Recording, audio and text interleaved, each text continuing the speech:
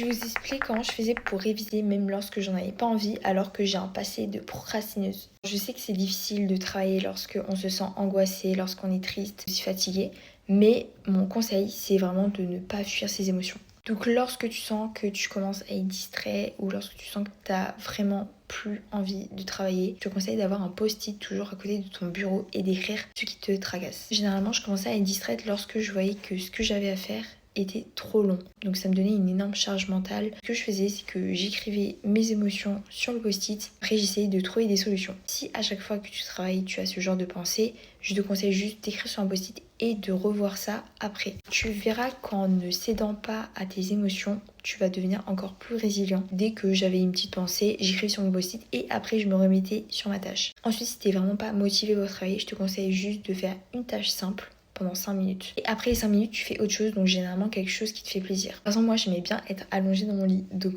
à chaque fois que j'avais vraiment pas envie de travailler, je faisais 5 minutes de taf et ensuite j'allais dans mon lit, je lisais ou bien je scrollais mon téléphone. Mais l'important c'est de se récompenser après cette tâche. Après ces 5 minutes de travail et ces 5 minutes de pause, j'essayais de refaire une autre session de travail mais plus longtemps, ainsi de suite. Et vu que 5 minutes c'est vraiment pas assez pour travailler, dès que j'étais dedans, je ne voyais même plus l'heure passer. N'hésite pas à t'abonner parce que je vais poster tous les jours des vidéos jusqu'au concours. Là, je vous souhaite bon courage et on se retrouve pour une vidéo. Bisous!